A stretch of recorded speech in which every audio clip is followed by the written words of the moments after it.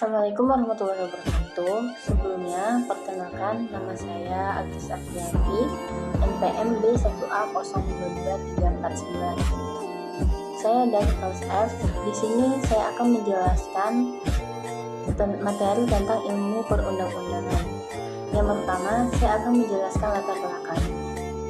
Dalam pembukaan Undang-Undang 1945, tersirat suatu makna bahwa Negara Republik Indonesia yang berdiri pada tanggal 17 Agustus 1945 adalah negara yang berdasarkan alas hukum Rechtsstaat dalam arti negara pengurus.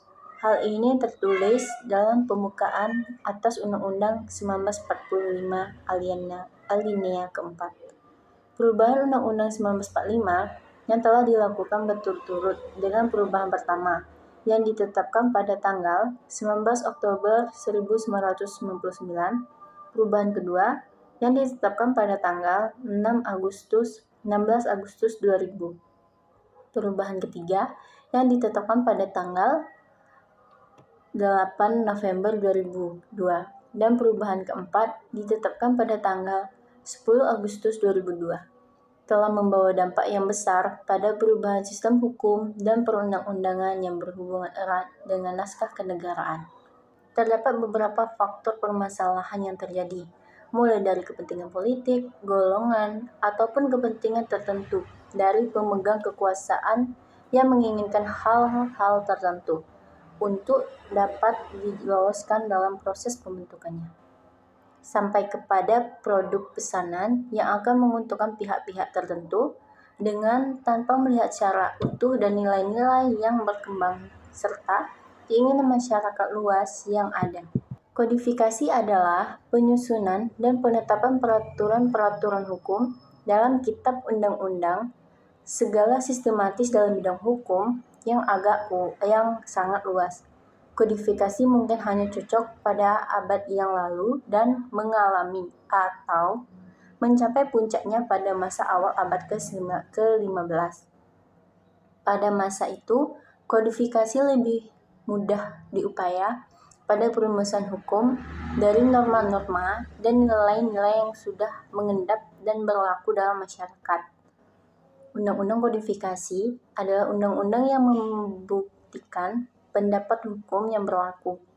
Undang-undang mandiri.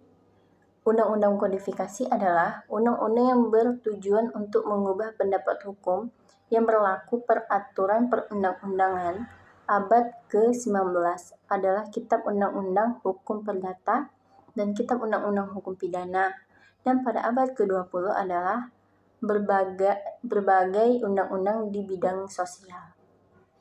Ilmu pengetahuan perundang-undangan merupakan ilmu yang berhubungan dengan ilmu politik dan sosiologi, yang secara garis besar terbagi menjadi dua, yaitu yang pertama, teori perundang-undangan, yang berorientasi pada mencari keselesaan, makna atau pengertian, dan bersifat kognitif. Dua, ilmu perundang-undangan yang berorientasi pada pembubaran dalam melakukan hal pembentukan peraturan perundang-undangan dan bersifat normatif. Peristilahan ilmu perundang-undangan lainnya yaitu ilmu pengetahuan perundang-undangan dalam beberapa keputusan mempunyai pengertian yang berbeda. Istilah legislation ada artinya perundang-undangan dan pembuatan undang-undang. Istilah writ-giving yaitu membentuk undang-undang dan keseluruhan daripada undang-undang. Pengertian writ-giving adalah juridis Wordenboek diartikan sebagai berikut. Yang pertama, perundang-undangan merupakan proses pembentukan atau proses pembentukan peraturan negara baik dinotifikan pusat maupun di daerah. 2. Perundang-undangan adalah segala peralihan negara yang merupakan hasil pembentukan peraturan baik di tingkat pusat maupun di tingkat daerah. Di dalam Undang-Undang Nomor 10 Tahun 2004 tentang pembentukan peraturan perundang-undangan dirumuskan pada pasal 1 angka 1 dan angka 2, yaitu 1. Pembentukan peraturan perundang-undangan adalah proses pembuatan peraturan perundang-undangan yang pada dasarnya dimulai dari perencanaan, persiapan, teknik penyusunan, perumusan, pembahasan, pengesahan, dan penyebarluasan.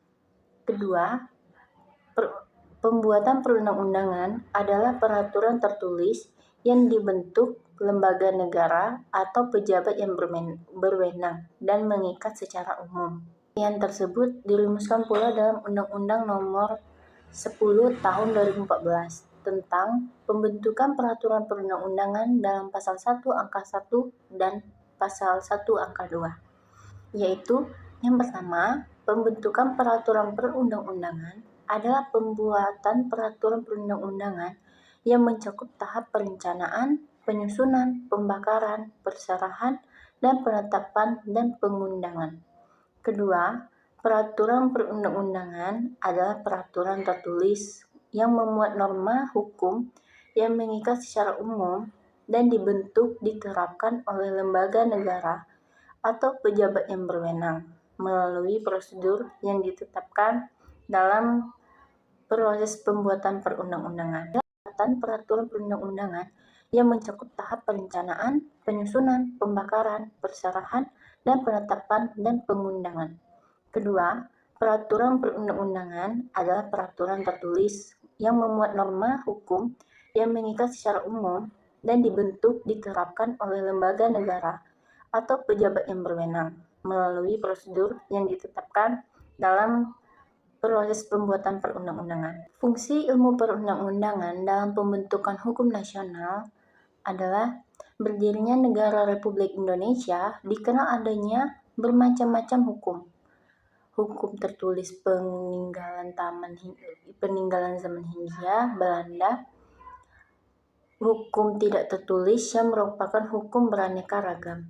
Hukum nasional Indonesia dewasa ini masih dalam proses pembentukan beberapa perundang-undangan nasional, dalam arti perundang-undangan yang dibentuk setelah Indonesia merdeka. Memang telah ada, namun aparat penegak hukum atau pembentukan perundang-undangan itu telah sesuai dengan citra hukum nasional, maka kita tidak perlu menelitinya secara terang-terangan. Pembentukan hukum nasional dapat diartikan dengan pembentukan hukum tidak tertulis yang berwujud hukum kebiasaan dan hukum adat yang bermasyarakat adat. Dapat juga diartikan dengan dilakukan di masyarakat pembentukan hukum peraturan yang tertulis dan dibentuk oleh lembaga yang berwenang dan berwujud peraturan perundang-undangan yang bersifat legislatif maupun bersifat administratif. Di kesimpulan itu, proses pembuatan sebuah peraturan perundang-undangan harus meliputi mekanisme seperti tahap perencanaan, penyusunan, pembahasan, pengesahan, dan pengundangan agar berjalan sesuai dengan prosedur yang sudah ditetapkan, sehingga Presiden dapat mengesahkan rancangan perundang-undangan menjadi undang-undang yang sah dan berlaku di masyarakat. Sekian tugas yang dapat saya sampaikan atau materi dari ilmu perundang-undangan yang saya bacakan. Lebih dan kurang saya mohon maaf. Wassalamualaikum warahmatullahi wabarakatuh.